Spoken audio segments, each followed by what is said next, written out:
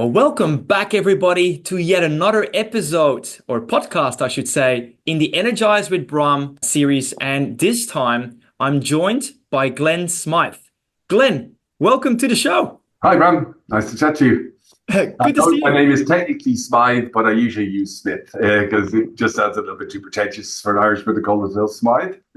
Okay. I, Well, I love the fact that you're made yourself available. I know that you're a very busy man. And with that being said, yes, we've got the beautiful sound of the Irish homeland in the yes. background. I'm going to briefly introduce you. So obviously, you're the founder as well as the CE. And I think it's interesting how you mentioned that CE stands for Chief Evangelist, right? Eventually, that's the plan. At the moment, I'm still having to do a bit of the executive work, but eventually I'd like to give it up and just become evangelist on its own. Well, what does it actually entail? I guess, and probably the first link to your to the great value get of course, it was no surprise to me to discover I'm a high I influencer, and I love speaking in front of large audiences. I love getting on stage, and I make videos for our company on our YouTube channel. I speak at a lot of conferences, and I represent this in that public arena at events, and that's what I get the most enjoyment out of, frankly. And so eventually I see myself easing as I'm getting closer to retirement age. I never see myself giving up completely. I think I'm going to hand the operational part of the business over and still be that front person, still be that guy who speaks at conferences and makes the videos because I love it. Wonderful. And obviously, I actually should have said it earlier, but you obviously are the chief and the founder of Fragile to Agile. And what does that business do exactly, knowing that it has nearly 50 staff between full-time employees and also a lot of contractors around the country? So tell us a little bit more. What does Fragile to Agile do? What we do is we help organizations transform themselves so that they have the agility that you need to thrive in the digital age, an age of rapid change. And we specifically target visionary leaders who want to not just tinker with the company, but truly make transformative change, and truly change it. The buzzword these days would be digital transformation. But we've been doing it. We're 15 years old this week. And so we've been doing it for as long as that. And we never call them digital transformations, but we're quite happy to leverage off the hype of digital transformations. But I joke and say we'd be doing digital transformations 10 years before they were called digital transformations. That's what we specialize in, and we do it across the globe. Although we're based here in Adelaide, we do a lot of work remotely in the States, the Middle East, Philippines, and all across Asia and the UK, Ireland. That's a pretty impressive track record, being a migrant myself and seeing like where you've taken the business, over the years. And, your track record in terms of, what I can see on LinkedIn hasn't been the least. I mean, you worked for some serious big organizations in really very senior roles. I mean, I've seen the ATO, I've seen Adelaide Bendigo Bank, I've seen SA Health. Could you just briefly walk us through like the sort of work you've done there briefly, and then we Yeah, can of go course. back to what guys do these days? Yeah, I've kind of forgotten about my life prior to Fragile to Agile.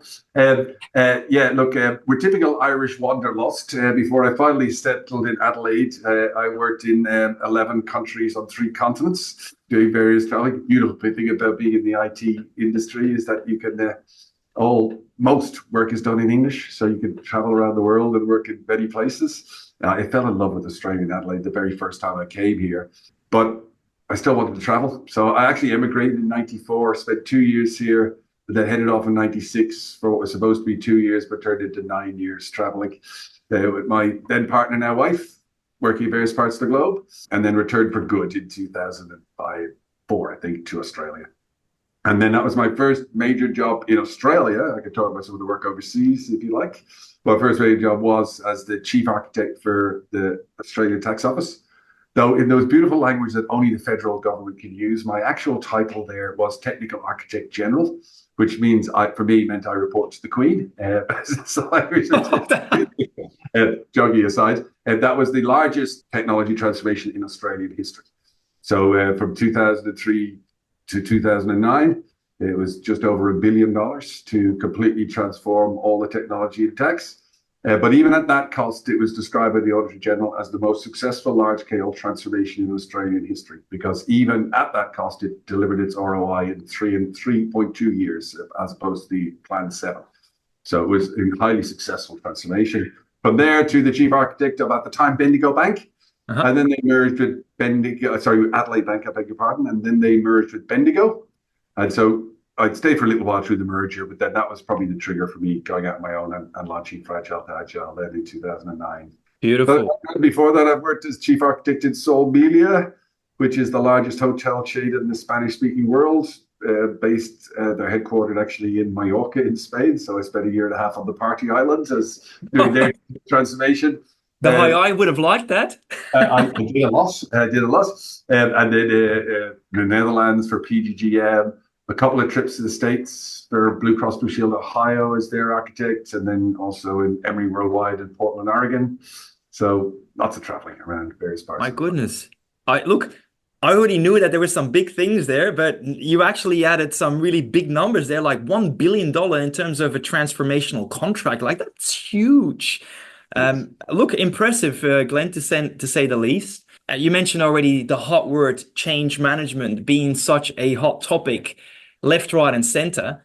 And even non-expert people, at least they would have heard of it, especially for the leaders out there, whether a C-suite or middle management or business owners such as yourself as well. Where do you see that change management is not done well?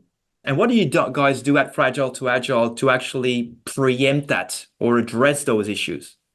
Brilliant. Well, a couple of things. So, look, we do other things, but I say at our core is these large-scale transformations.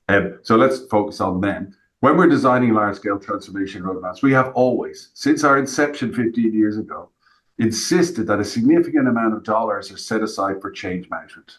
So apart from just technically changing the system and replacing system X with system Y and making sure it's got better user interface and delivers proper business outcomes and all those good things that are required, business benefits, we've known for many years, partly because, and that was probably nice for you to ask, my pre-career, I had seen over my career before launching Fragile to Agile, it didn't matter how good the tech was, if you didn't get the people engaged and you didn't get them excited. And at the simplest level, I know change management is much more than this, but at the base, it must include proper training for people so they actually know how to use the new system. But when it's done really well, they see it well. By the time the system goes in, the staff are actually begging for it because there's, where is it? How come it's not here yet? As opposed to, oh God, not another system. It makes a dramatic difference. And I have to say, back in 2009, when we first started, and we started arguing to include 10% of the budget for these transformation programs. So let's take one of the big ones we did at Emory Bank, which was probably 70 million. Let's set aside 7 for change. Oh no, surely we don't need that. Well, actually, you do, because even if they do use systems and you kind of get it over the line, they won't be using them properly. Or there's a danger they'll revert to their sort of old past way of doing things and won't actually adopt the change, and therefore none of the benefits are delivered. And you'll find often, I saw loads of times that you go into places that within 6 to 9 months, people have just gone back to their old way of working and nothing ever really changed. And its most simple case, I'll just tell us, it's kind of funny, when we were doing a big one at Hills, at the Hills manufacturer, and again, we learned is one of the ones where change was not emphasized as much as we would have liked because we were only actually doing one piece in ERP. But anyway, long story short, after it went live, I went in the next couple of days and we saw one of the blue collar factory workers trying to use this new system. And he had picked the mouse up. I think I'll be able to show you this on the screen. And he just basically put the mouse up on the screen and he was trying to rub the mouse against the screen, because he literally had never seen a mouse or a computer with a mouse before. He'd only used 3270 green screens. And that was my first thing. Well, it doesn't matter how good the system is if you haven't told somebody how to use a mouse. The new system, it's simply going to be a waste of time. And so that was reinforcing that point. And in some organizations which are heavily unionized or where the change is enormous because they potentially are 15 years behind, we might bump that up to 20%.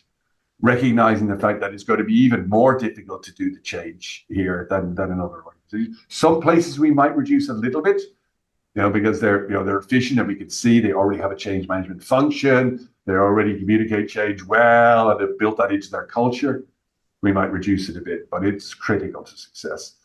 A brand new, perfect ideally designed, which don't exist that way, but absolutely 100% perfect, 100% meets the business needs IT system that everybody uses incorrectly. It's just not no benefit at all. Yeah, I appreciate that.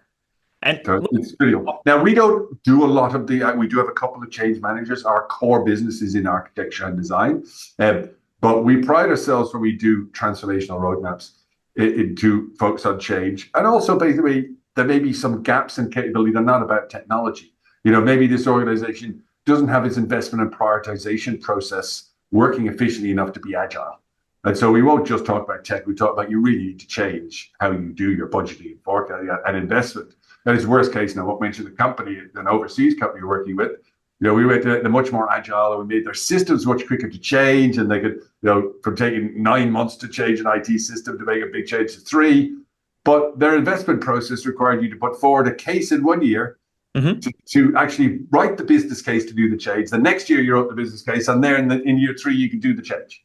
And it doesn't really matter how agile we are, your technology is, and how agile you are in terms of reacting to change. If your money releasing process takes 2 years, you're never going to be agile. I see. So look, I appreciate that clarification about the change management is one thing, but the other thing is really the architecture. And look, I fully get it because back in the days, if you would have asked me as little Bram as a kid, what do you want to become when you're old and an adult? Architecture or being an architect was one of the first things I wanted to do because I like the idea of, designing beautiful buildings and seeing these things pop up left, right, and center and knowing that my design was behind it. Now, your type of architecture is very different. So for somebody who is not in the space, has never even come across anything near it, how would you explain, what that roadmap looks like? What do you guys do and who do you do it with? Brilliant. So let's talk about the 2 parts of our business and 2 parts of technical architecture. So the first is enterprise architecture. And actually, the easiest way to explain it is direct analogy to town planning. So it's designing the whole city or every system in the organization. It's saying we need one of these, one of those over there. If I do the town, we need a shopping center, we need an industrial precinct. Oh, we're going to have to join them with roads. We better put some sewers in. And to translate that to IT, we need a CRM, we need an ERP. These are what they need to do. Is we need to have these integrations between them. We need to have security. That's the analogy of the sewers and the foundational elements, and we need to make sure our people in change, right? So that's our enterprise. We design the whole of organization transformation. And that might, one example, I give any bank, 13 projects over 5 years. Flinders Ports, it's 17 projects over 7 years, and so it'll vary very much. But we basically ultimately deliver a roadmap, which is a set of projects that takes them from where they are today to where they need to be a more agile, adaptable business, but also to deliver on what their strategy is, of course. But one of the points of difference is we don't just drive transformations to deliver the strategy. Of course, it must do that. At a bare minimum, it must deliver what the business wants to achieve in the next 5 years. But our twist at Fragile to Agile, which is in our name, is if you're going to spend that amount of money to transform your company, you don't want to then have to do it again in another 5 years and again in another 5 years. So we inherently bake into it that at the end of it, you will be more agile and adaptable and actually done 100% correctly. It'll be the last large-scale transformation you ever need. Because after that, the unit of change becomes much smaller and it becomes much easier to continually adapt and change your organization. Have to do these whole of organization, scary, big, risky, multi-million-dollar transformations. And so that's it. Our other part is our solution architecture business, and that is actually more directly analysis to civil architecture. I need to design a tower block. I need to design this industrial. So those various components that we've decided as part of the overall town plan we need. Yep. We then do the more detailed design of each of those individual components. This is exactly what must be in your CRM.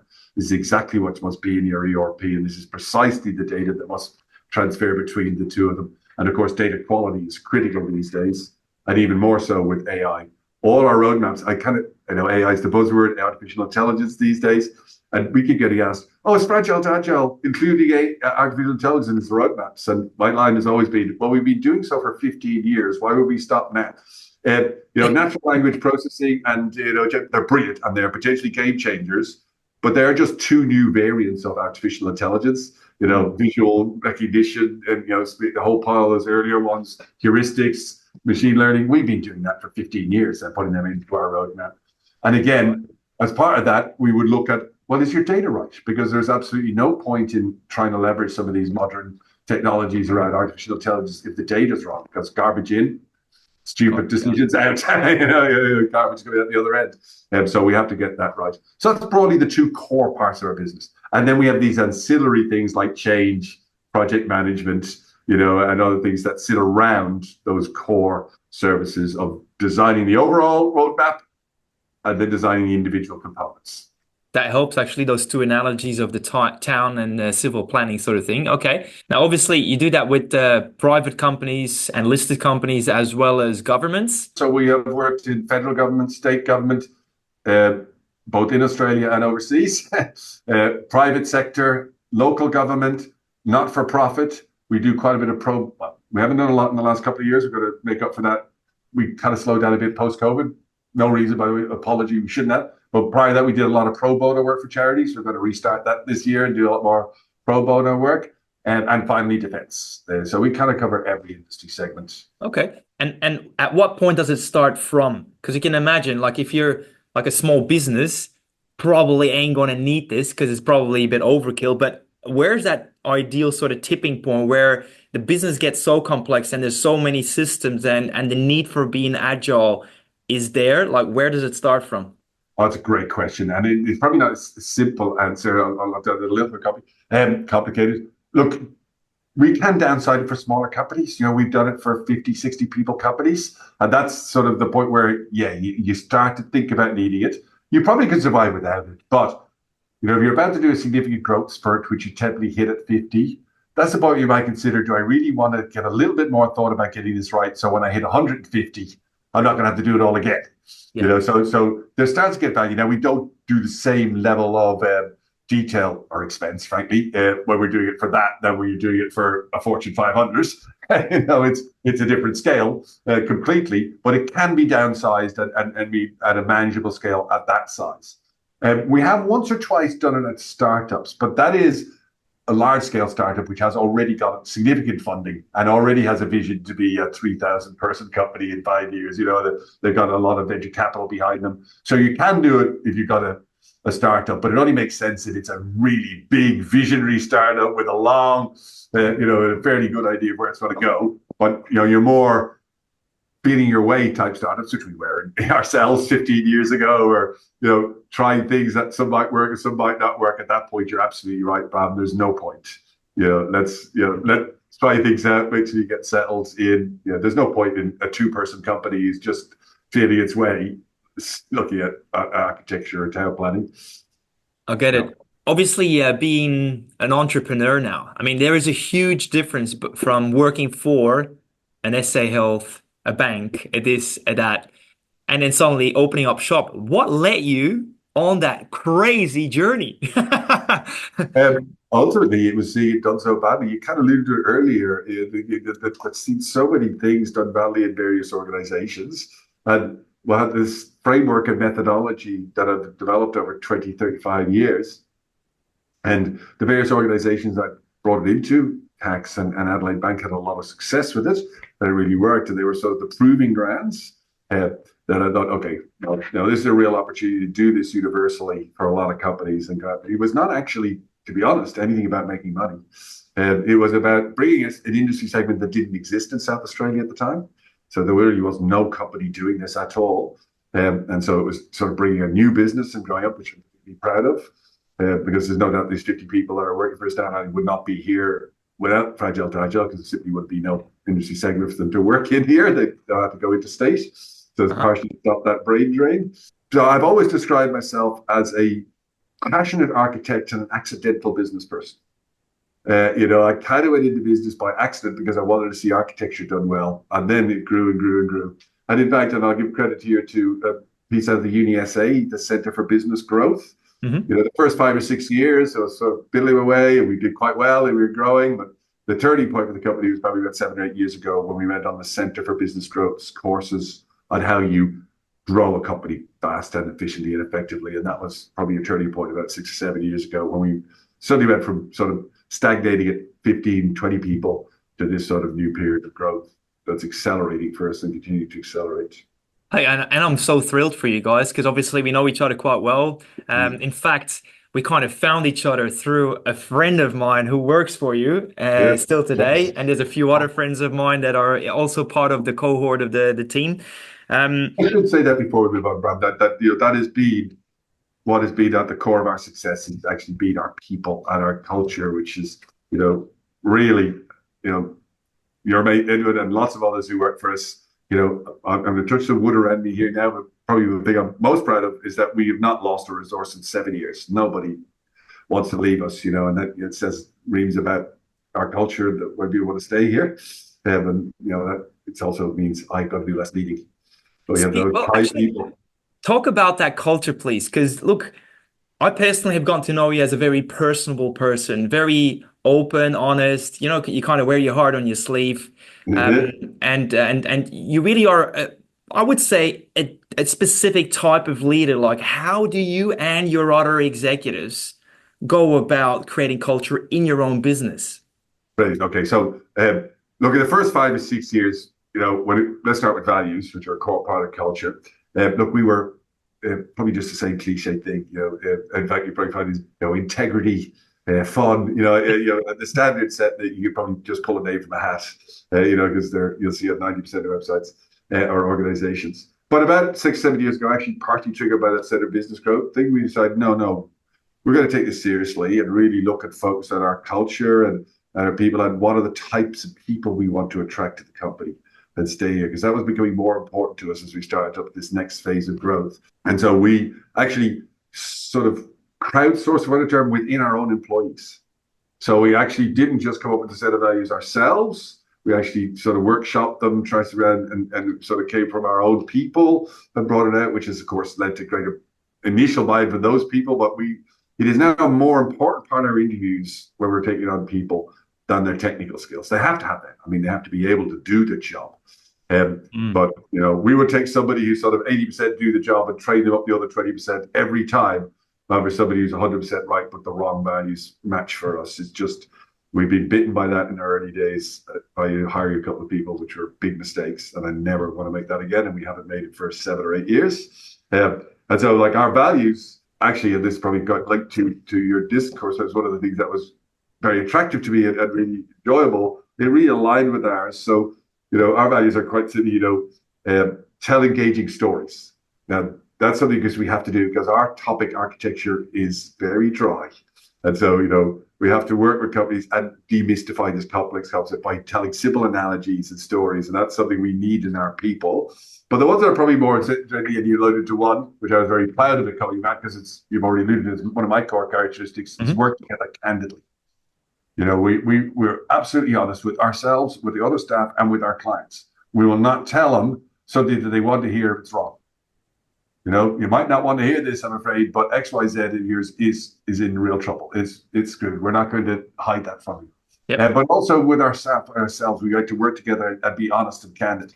Now, that's created a couple of issues with people, particularly when we didn't understand the styles. That one person's candidness can be taken very badly by another person if you're not cognizant of their particular styles. But there's also walking other people's shoes.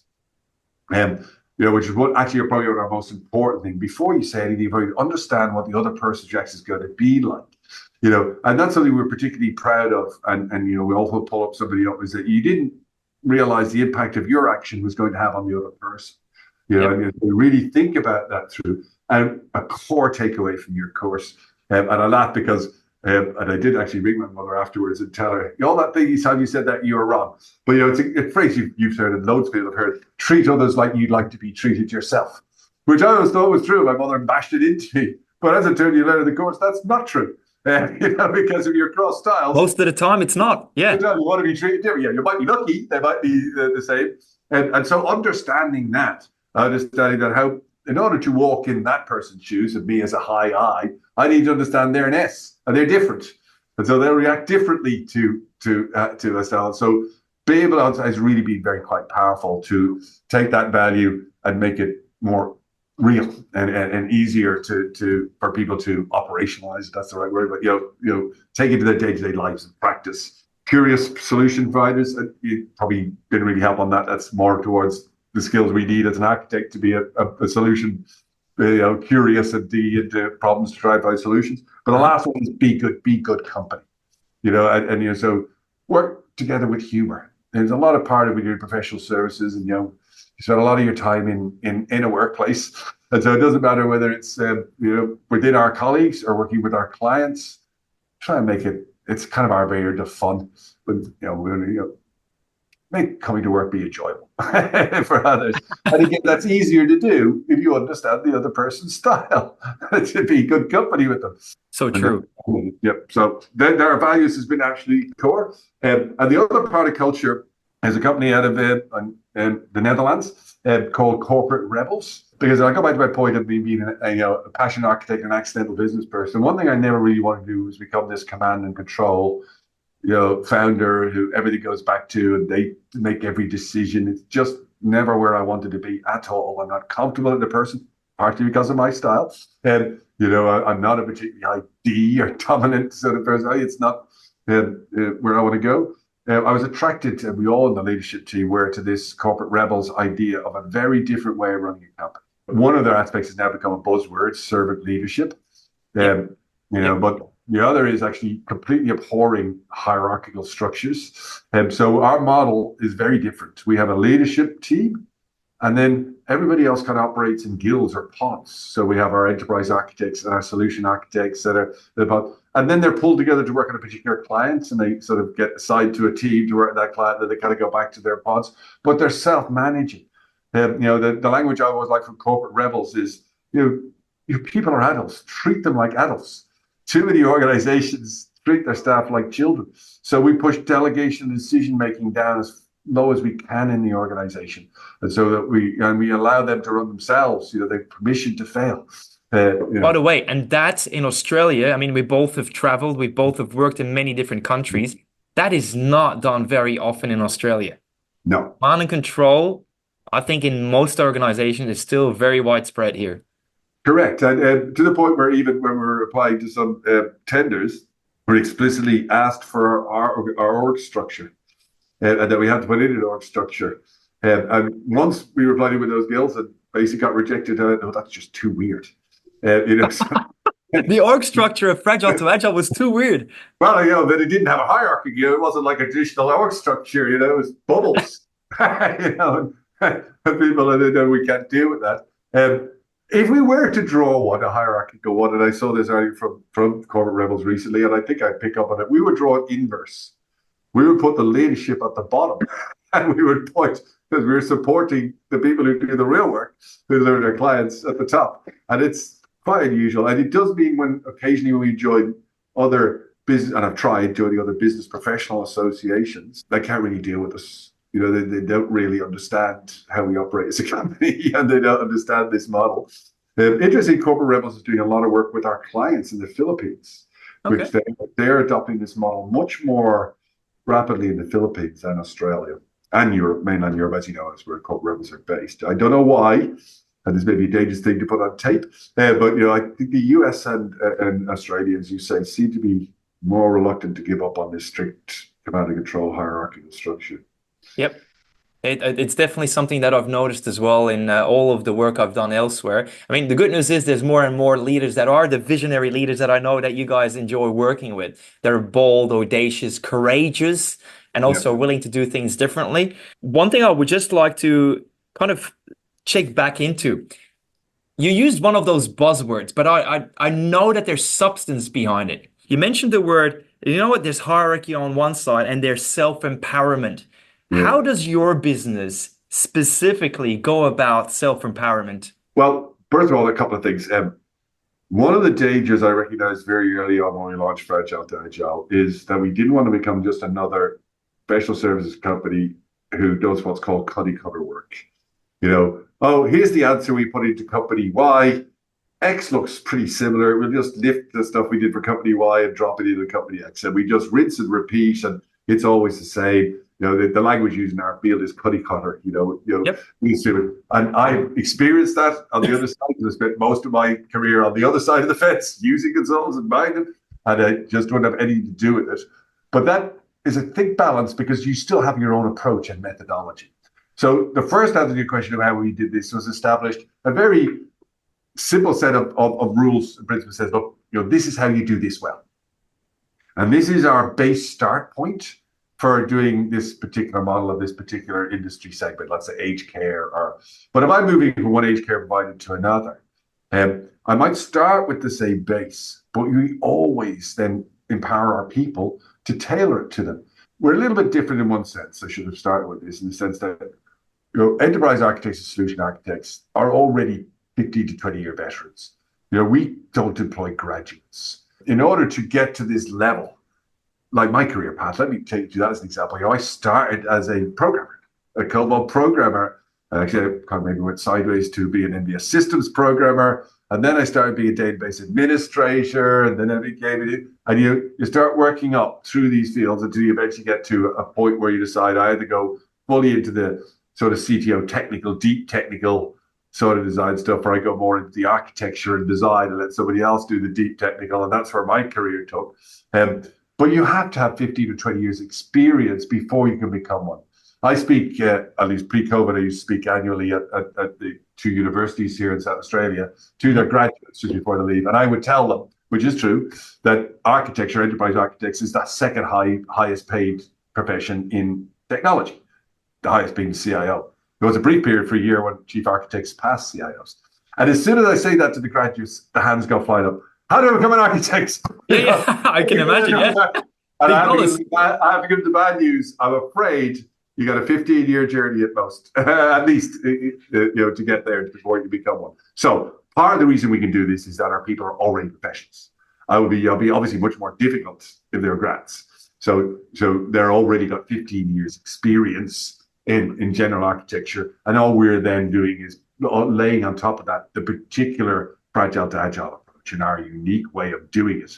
It's like I described my brother, who run a few successful businesses back in Ireland, is an entrepreneur, always said to me, "Oh, why can't you just get more people? Just go and get more people off the streets." And I said, "I can't do that. It's not like do your work, which is carpenters. Even that was more a little bit difficult." I said, "I can't describe to him by saying it's like I kind of need surgeons. And then I can train them in our particular way of doing surgery. Yep. But I can't take somebody off the street and go straight to a surgeon. They've already got the background and have built up those skills, and then we can train them in our unique method." So go back to your question. That empowerment really comes to, you're a 20-year veteran. I trust you. I will trust you in terms of, here's our base start, here's our rules. We put them through training courses. The first 6 months, they're with one of our experts in our team. So they're being mentored on the job to pick it all up. But then it gets to a point of trust. And ultimately, our final check, so because we're a company, we have to make sure it goes well with the client, is we will always assign a QA and a chief architect that is checking all their work to make sure they're doing it, not in a bad way. They're empowered to do it all, and then just going at the end in QA and saying, "No, I would do it this way," and improving them all the time as they get on. But ultimately, that's the simplest value is just trust your people. Let them do the job. I love it. Step in if they need help. Oh, by the way, there's a couple of tools and various other things. We got asked to practice on Teams and a whole pile of collaborative tools that enables our staff to bounce ideas off each other, etc., which takes us out of it. So, if somebody is a little bit struggling, they've got access to all 50 architects. They can reach out. Anybody who's a specialist can come out and help them. So we always say, if you're hiring one of our architects, you're hiring a team of 50. If they don't have the knowledge or skill, they can reach back into the other 49. A lot of brain power there for you. There's a lot of brain power backing it up. And it's certainly a lot easier now, funny enough, I was 50 than when we were 15. It's much easier now for us to step away in that leadership. I've got a bit of a controversial question there for you. Because you mentioned the experts, and I was listening to an audiobook by the name of Peter Diamandis, and he talks about Get Abundance. It's an interesting audiobook. And he makes a point in there in which he says, look, always be wary of becoming an expert, because as soon as you go in expert thinking, you think you're already there and you start going into anti-innovation mode because you try to protect your patch that you're an expert in, which is counterintuitive to innovation. What's your point on that? Brilliant. Too much. First of all, change happens so quickly in our game that if you don't keep up with, you can never be an expert for too long. Probably a week or two. But as a classic example, we've all seen it recently. Mhm. ChatGPT comes along, all of a sudden you've got a whole pile of new things you got to learn. There's a whole pile of new things we got to bring in, and that is just going to continue. So one of our core hiring factors is being comfortable with change, because you're just going to be there. Anyone who has the arrogance to think I know everything won't get through our interviews, because they're just not true. Nobody can be a guru in everything in that field. I mean, the architecture of the enterprise, by definition, is big. It requires you to know everything from security to cloud to infrastructure. If I just talk about the technology, never mind the other business things, how we've got to integrate data, IT solutions, what's in it, what's in an ERP, what's in a core banking platform. The knowledge base is just impossible for anybody to keep in their own head. At Mm. one point in time, never mind the fact that that knowledge base isn't standing still, it's moving. If you asked me 10 years ago, oh, well, what would be our first recommendation of CRM systems? There'd have been three, and Siebel would have been one of them. Salesforce didn't exist. Hmm. We always recommend three. Today, Siebel doesn't make the cut, and Salesforce is number one pretty much every time. In terms of the list, we always give options that could meet the client's needs. We have to keep across that all the time. So Oh, we have to be used to learning change. And so one of our core things is be comfortable with change, and recognize that you cannot be an expert in all things. And that's not by only covering the technical design. We do all the business design as well. So process design, value stream mapping, information architecture, business security design, people design, role design, all of these things to be the true architecture of the enterprise. Everything's covered. yeah. Change management, you have to understand, benefits realization, financial modeling. It's just not Big job. possible. It's just not Big job. possible. So everybody recognizes that. So and if they don't, by the way, they'll fail in our job. I've seen plenty of people who, in my past, who did think I could do all of that. Even if they could, by the way, it won't work. There's a name for that. It's a dictator. It isn't going to work. I've You had got an to interesting survive. experience, Glenn, with your organization, and I'd like to share some of it with you because I Brilliant. think it kind of embodies my experience, is a very good testament to your core value. And look, you already started alluding to the fact that so often when people have values, and integrity or honesty or genuineness or authenticity is kind of part of it for many organizations.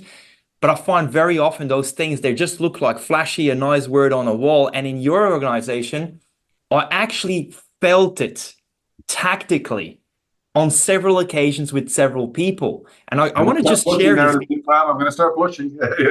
That's one of the things we're most proud of. Yeah. So you and Exactly. I, before we started, we mentioned how Warren was, is meant to come back to me. And we already had a quick chat. And I have to say, I told my wife, I literally said to Andrea, I said, I really like how these guys openly communicate. So I actually felt very involved. I felt very much drawn into this is really potentially a partnership here because they're openly sharing where they're at with things rather than, sometimes you find that when you're working with people across different organizations, one person is trying to protect their patch and they're withholding information. And, when you don't know what you don't know, you cannot really get a great outcome that serves everyone. And with speaking with Warren today, we only spoke for probably 7 minutes. I have to say, you guys live it and breathe it, this sort of sense of authenticity, integrity. And I have to say, it's very special. Mm. And that's why we even putting different words and that candidly work together candidly to be. I mean, yes, it's kind of another way of wording authenticity and integrity. But the problem, I think, if you just use those one words, is that they just get stuck on a website and nobody really. But even just changing the wording makes you start. Mhm. Oh, work together candidly. That's a little bit different. That's not and we have a paragraph explaining underneath that as well, not just that sentence, what we expect, what that means. Well, Yeah. what does that mean in terms of the behavior we expect from you?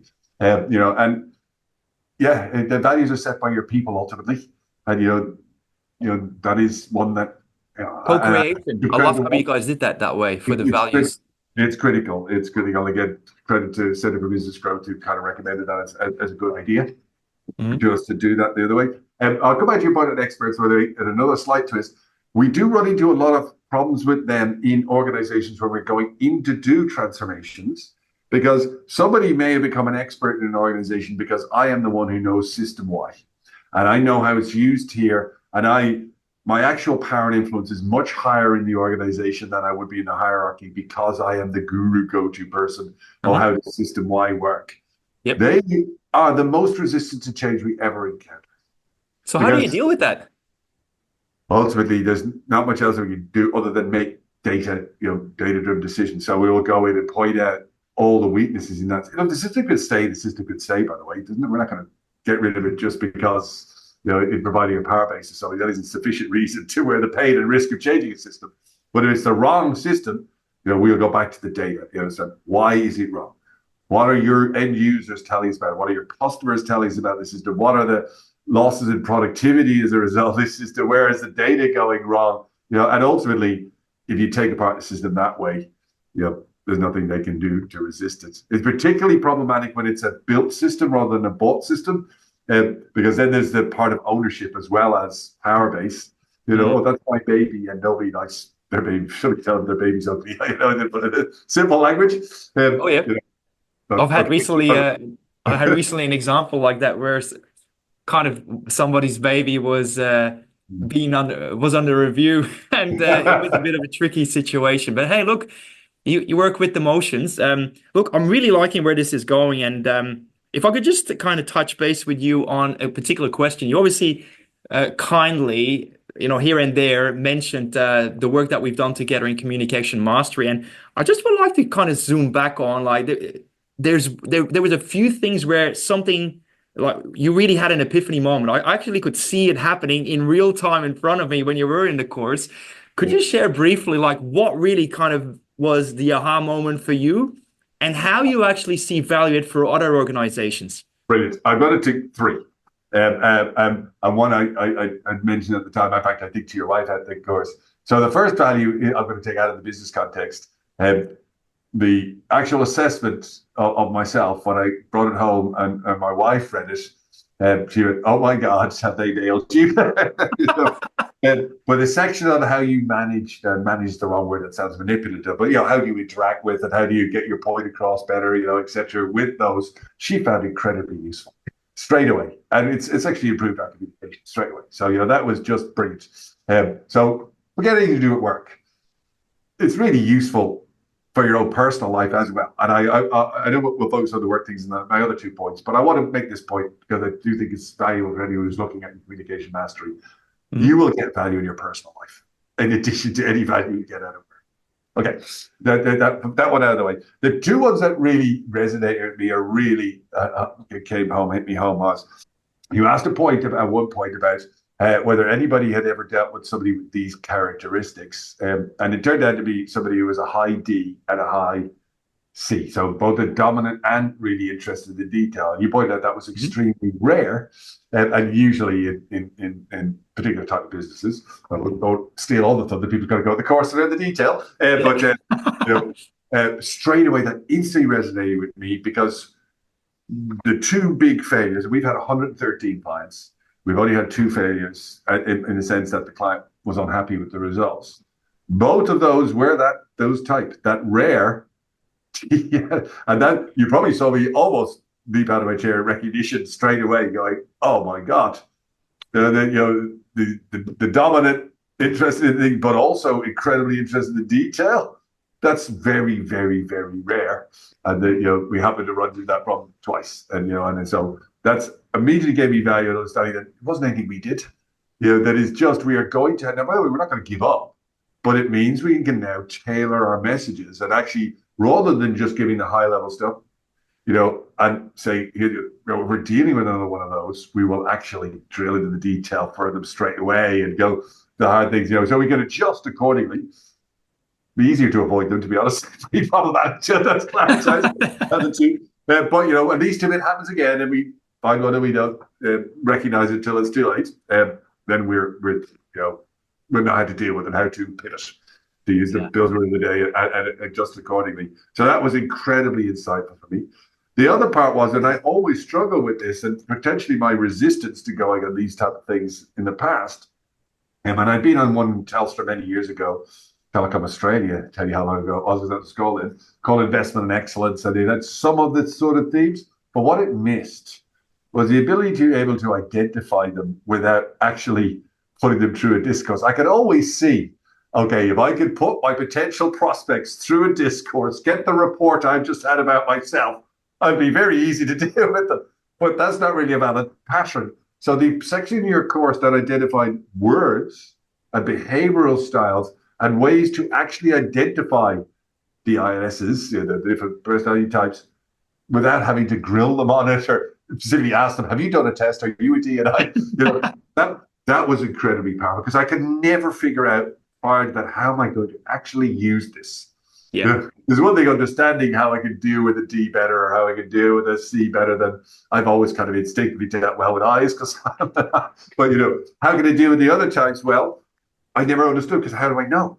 Yeah. And that was just unbelievably insightful. A bold moment went on. And I think I said it to you right at the moment. Aha. Yeah. Now You got really excited on the spot. I could see. Well, it was not just because I couldn't understand how to do it at all. You get me? But even when I met them face to face, I couldn't understand how to do it. Those words, but they're really powerful stuff because a lot of the time, not a lot, but probably 40% of our business comes through tenders, where we actually do not even know. We might lose on the panel, and you're kind of thinking about looking for the words they use, looking for the language that's in it. Potentially, as you gave a suggestion, if you do know their names, at least, which sometimes we do at least know the names of the decision makers, if we don't know them, look at their LinkedIn profiles, look at the language they're using, and be able to derive the appropriate type there. That was just gold for me. That's so wonderful. Hey, and I really appreciate you sharing this. And as a leader, in concluding, what is one tip that you would like to give to other leaders out there who are really looking to add value to clients, make a change for the better, and really engage fully their team around them? With all your wealth of experience across multiple continents and countries, what's the one thing that you think that leaders should really, really wrap their head around? Really understand your point of difference in the market. I know it's a buzzword, there'll be a USP, and stick to it. Know who you are and who you aren't. And clearly understand that positioning in the market from day one. And really get that right and understand, essentially, put yourself in other people's shoes and understand why would somebody want to buy me? Why would somebody? Now, it helped that I spent my first 25 years on the other side. And so I kind of instinctively understood before I launched the business the type of things that are, at least my restricted, I now understood it's a much broader pool than my work experience here, so it needs to be broader. But at least initially, I had some understanding of what the client, the prospect at that point. Of course, we had no clients in day one, what the prospects were kind of looking for. So understand your point of difference and then understand what the clients are wanting. If you can't line those two up, don't bother launching your business in the first place. Don't try to please everyone. Just stick to your unique offering and uniqueness. Yeah. Exactly. Don't try to be all things to all people. And don't compromise on that.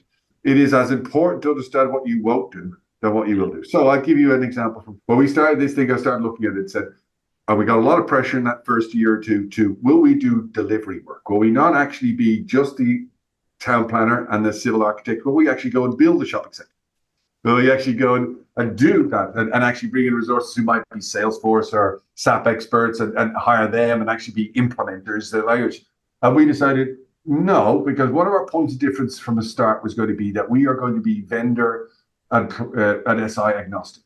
We will not have any financial relationship with anybody because that is the downside of a lot of our competitors. And I won't name any of them because some of them are litigious. But it is known in the marketplace. If you go to service provider X and you ask them or say, I've got a CRM problem, they'll say, the answer is Salesforce. Sorry, what was the problem? Because they have an army of Salesforce people sitting around, or they've got an army of Microsoft Dynamics, if it might be somebody else. And so they're inherently skewing the answer to get further downstream work. And so one of our points of difference is always going to be, we will never do that. We will be on your side. We will represent you. We will give you the best advice of what the best product is for you with no hindrance whatsoever to any build and implementation. Now that means I like that. Yeah, but it does mean, and why we got a lot of pressure, and what's my real point, we held the line. I'm very glad we did, because it kind of means we're leaving 80% of money on the table. Because just like if you're designing your own house or if you're building this big thing, probably of the entire transformation who's 50 million, maybe 10% of it might be the architecture work. So some of you say to us quite like a business mentor, well, oh, you're leaving 45 million on the table. Why did you go for that as well? Well, my view is we won't win the five. We will be no different than any of the others. And I don't want to be in that compromised position. If we ever signed a relationship with vendor Z, we'd be under pressure, if not directly from them, indirect pressure on ourselves, confirmation bias, to actually say, oh, that's the best answer for them. And pretending that we're not really getting another $50,000 in the back end, but that's the real reason, And so I would absolutely hold that line. That is not who we will be. We will never be that. We've held it for 15 years. It's integrity of advice. That's what I'm hearing, which is great. You help to really map the perfect solution for the problems and the opportunities at hand, and then you let others do the implementation following that plan. So once we decide it, we do help govern those. To borrow that Democrats' phrase, we keep the bastards honest.